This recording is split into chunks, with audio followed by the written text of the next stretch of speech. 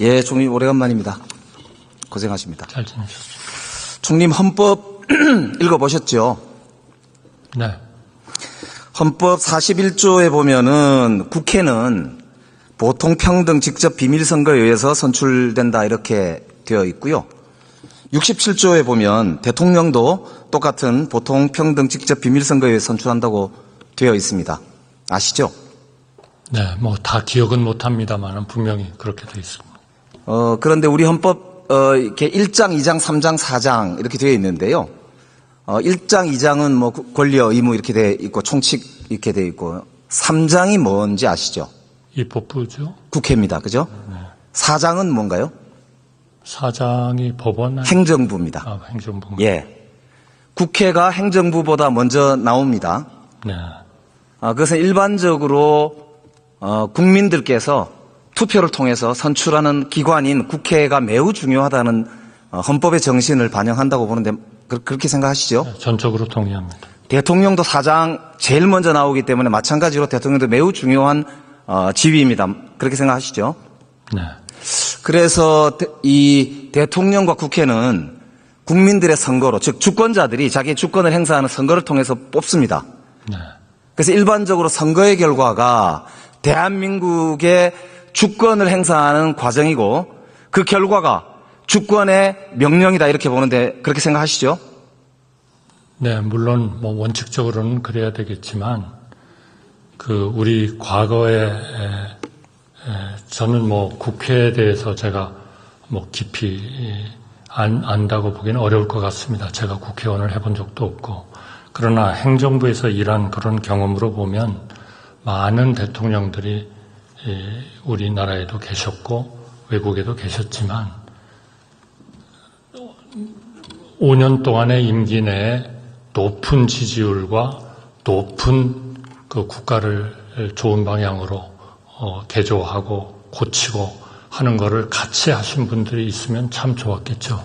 그러나 좋은 개혁을 많이 하셨지만 여러 가지 기득권층의 논쟁의 과정에서 지지율은 낮았던 분들도 또 많습니다. 아마 잘 아시리라고 생각됩니다. 네, 그래서 그 부분을 분명히 국민들이 그 주권자로서 선정하는 것은 분명히 맞지만 대통령제와 내각제와 이런 시스템이 다 다른 그런 데서 오는 하나의 그 국가의 장점과 단점들이 다 있다고 생각합니다.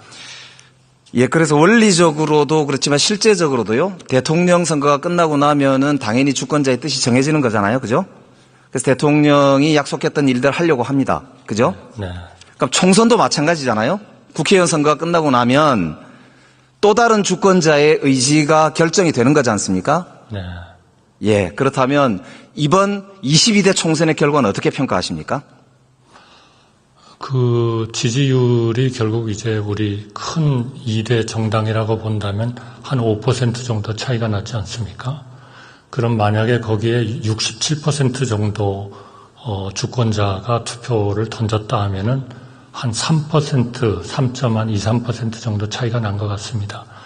그러면 그 메시지는 분명히 그러한 당 쪽에서 그동안에 했던 거를 되살펴보고 다시 잘 하도록 노력을 해야 될 거고, 그러나 동시에 거기에서 승리를 했고 많은 의석을 차지하신 그 정당도 두 정당이 다 저는 그러한 그 표 차이를 보면 이거 우리가 이 독주를 하거나 무리를 하거나 우리 마음대로 해서는 안 되겠구나 하는 거를 좀 알아야 되는 거 아니냐. 굉장히 총리님 말씀이 정확하신 말씀이에요. 아니, 그거를 통해서 정확하신 말씀이에요. 협치가 되지 않겠냐. 그렇지요. 네, 그렇게 해야 되죠. 그죠? 네. 대통령 선거는 몇 프로 차이였습니까?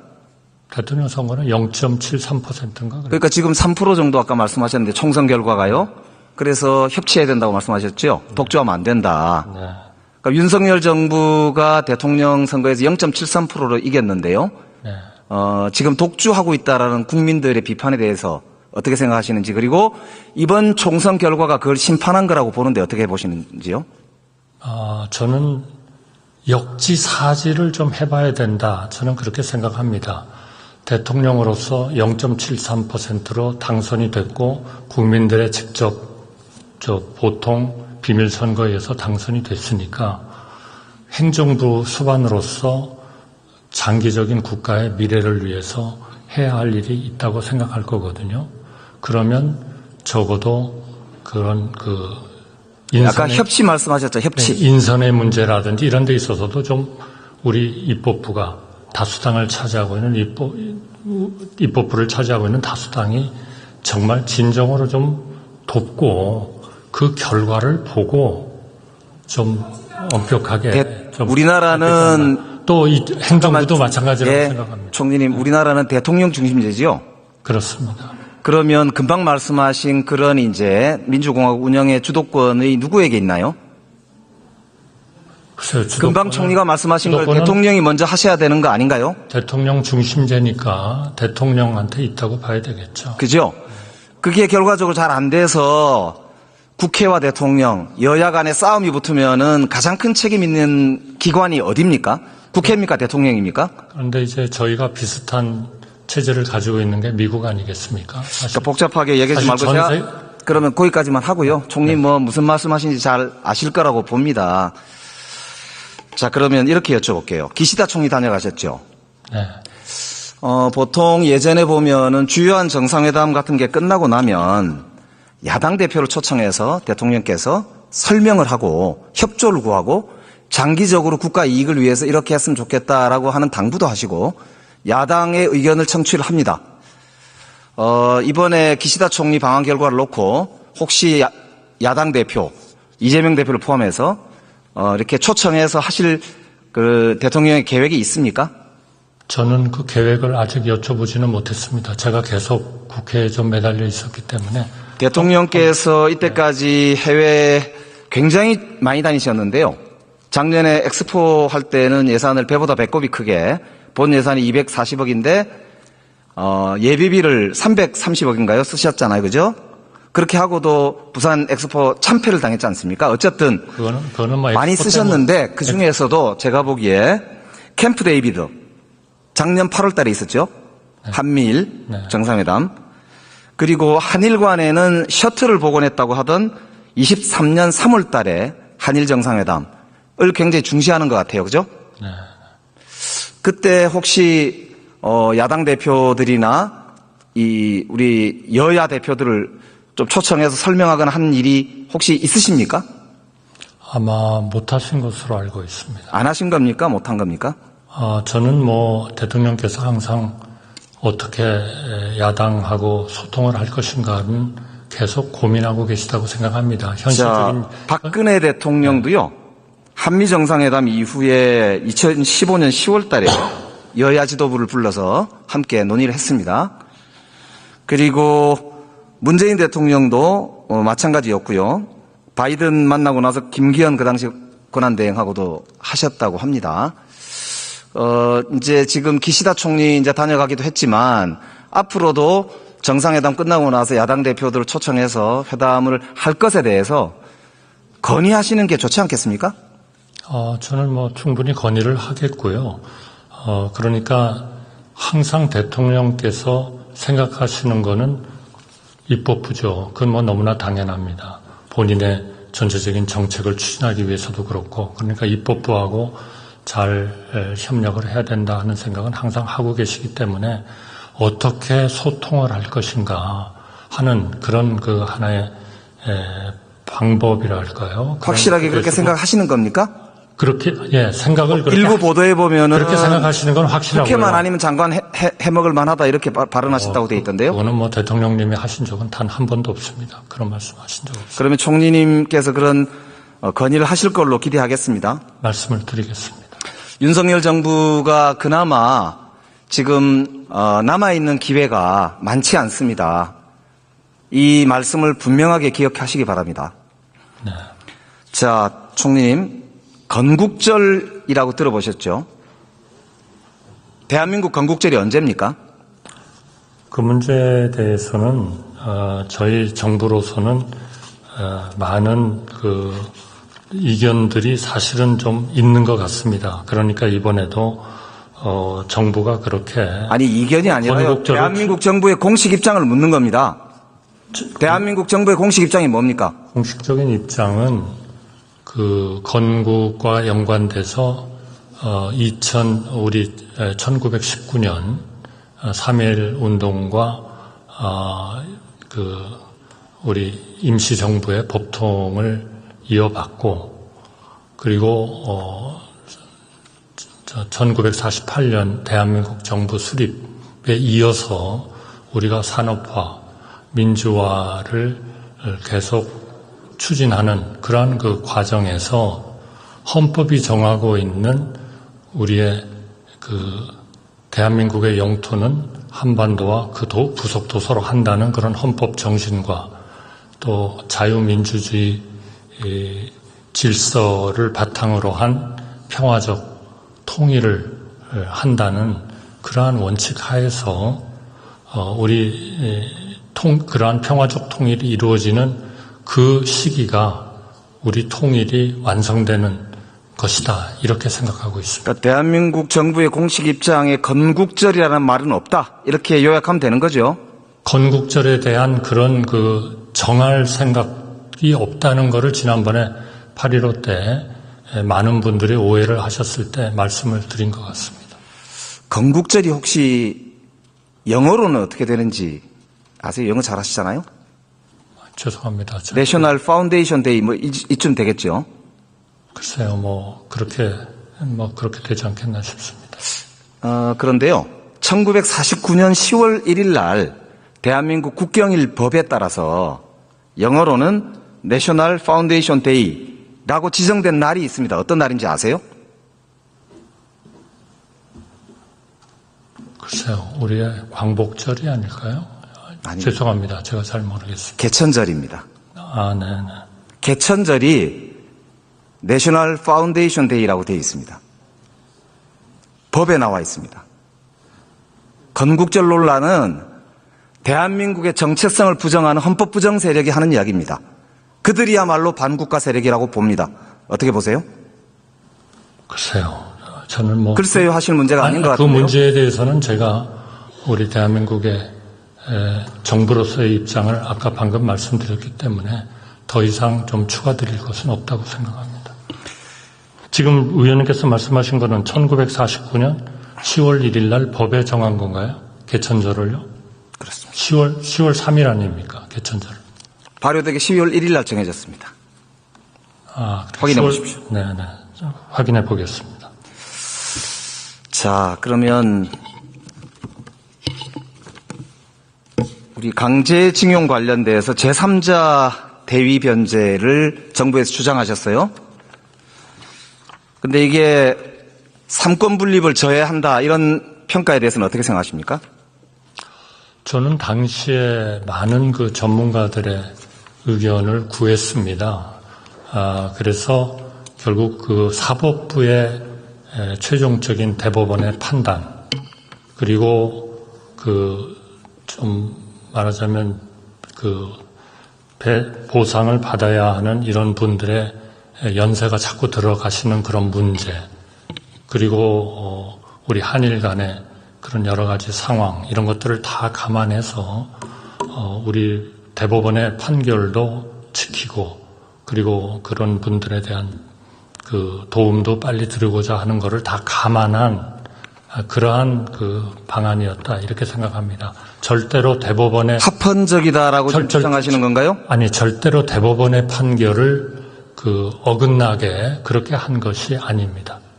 한번 확인을 해보십시오. 자, 법률 그러면 전문가들께 여쭤보시면. 그 문제 다시 얘기합시다. 네. 자, 민법 469조에 보면 제3자 변제 관련해서 대한민국의 민법에 본인들이 원하지 않으면 제3자 변제할 수 없다.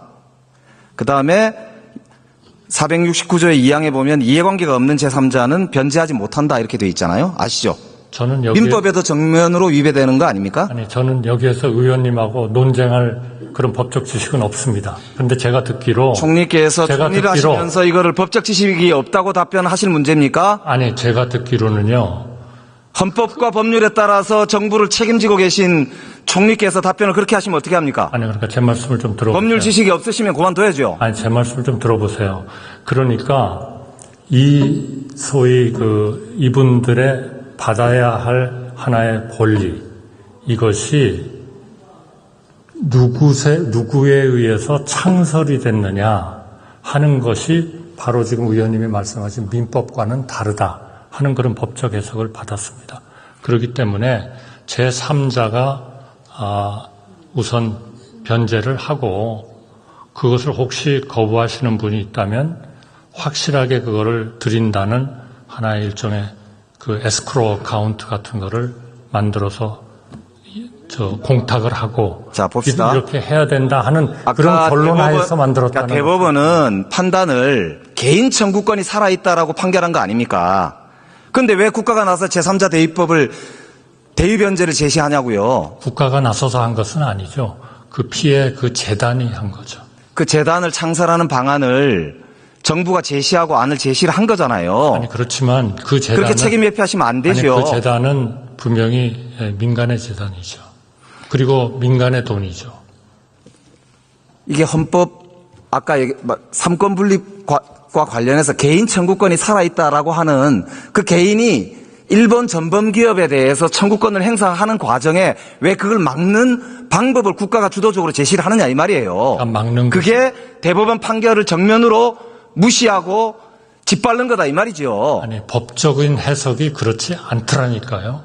한번 저희가 따로 한번 설명을 드리겠습니다. 저하고 지금 같은 나라에 살고 계신데 완전히 다른 이야기를 하십니다. 분명히 그런 법률 전문가들이 대법원의 판결을 수용하고 그분들의 연세 드시는 것을 빨리 우리가 뭔가 하고 한일 간의 관계도 개선하고 이런 것들을 한꺼번에 할 수 있는 유일한 방법이다 하는 그러한 저희가 자, 사도광산 문제 한번 여쭤볼게요. 네.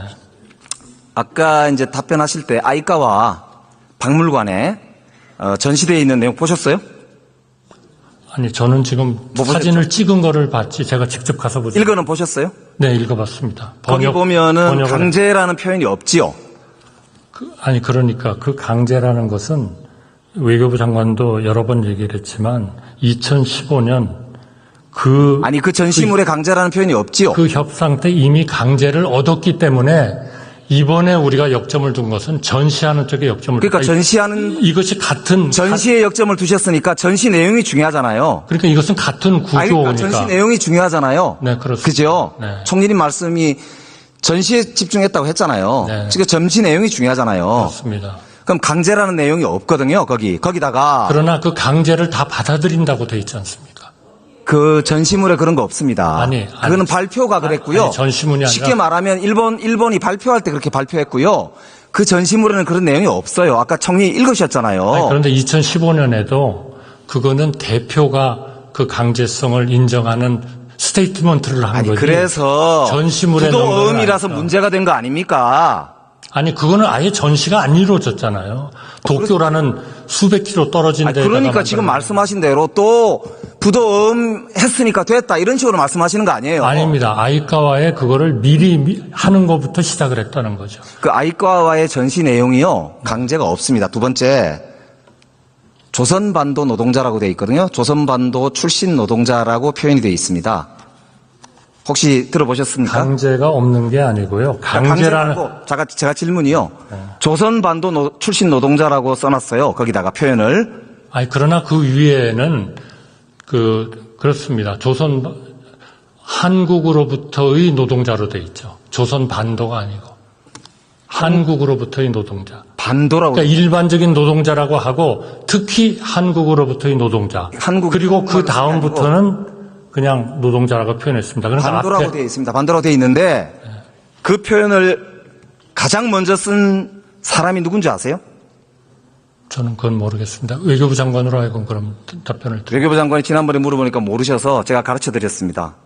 아베 정부였습니다. 아베 총리가 우리 대법원 판결을 무시하기 위해서 조선반도 출신 노동자라는 말을 처음 썼어요. 그걸 그대로 써놨습니다. 아이카와 향토박물관에다가요.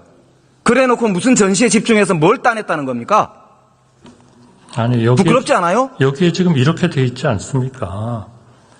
이제까지의 모든 결정을 다 받아들이고, 그리고 이러한 결정과 관계해서 사도 광산의 모든 노동자를 추모하기 위해서 특히 한국 한반도로부터 온 자, 제 말이 노동자를 맞으니까 이렇게 들어가서 돼 확인해 있잖아요. 보세요. 예, 들어가서 확인해 보세요. 아니, 여기 그렇게 돼 있지 않습니까? 예, 제 말이 맞으니까 들어가서 확인해 보십시오.